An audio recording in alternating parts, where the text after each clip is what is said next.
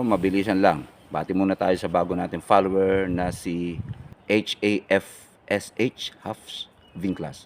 Thank you for following. Ang gagawin natin ngayon ay mag-i-e-bike tayo. Yung dati kong pinipidal na 10 kilometers which is 1 hour at pagod. Ngayon ay tignan natin kung gaano natin kabilis ma-reach yung destination natin sa ating 25 kilometers per hour na takbo dito sa ating bagong motor. So, let's go. Umalis tayo ng 12:52 tanghali para mainit. By the way, ang temperature ay positive 10. So, medyo kaya pa.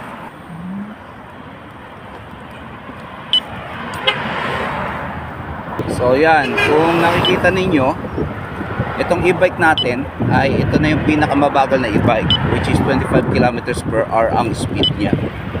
And this can run up to 70 kilometers distance kapag bago yung battery mo.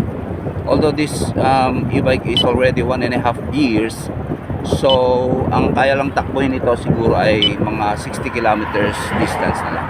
But anyway, yeah, as you can see, ma-approximate nyo man, yan yung bilis ng takbo natin. So ito, let's go. Check nyo kung paano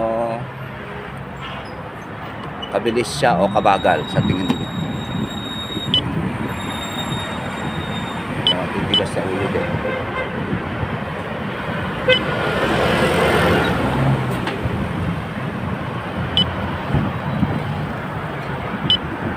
So, yan, as you can see, na-overtaken tayo ng ibang mga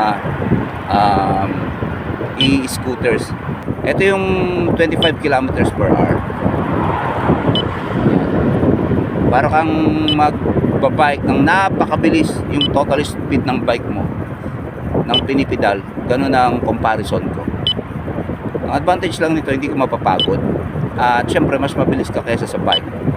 Kasi sa bike, habang napapagod ka, lumalayo yung biyahe mo, bumabagal yung speed mo kasi nga pagod ka na pumidal.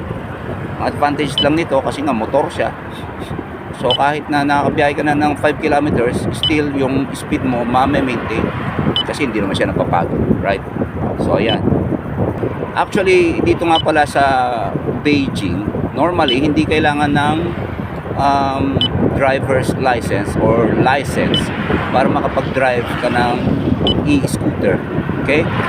Yung dating pinipindal natin ng approximately 1 hour na pagod na pagod tayo. Umalis tayo 52 times 32. 40 minutes. Instead of 1 hour, naging 40 minutes. 40 minutes in total kasama na yung mga hinto. Pero parang mga 35 minutes approximately. 50% yung difference pagka nakamotor ka. At yung pagod mo ay zero.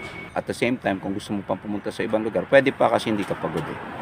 So meron ka pang approximately 10 kilometers binahin natin. So meron ka pang another 50 kilometers na pwedeng mag-biyahe-biyahe.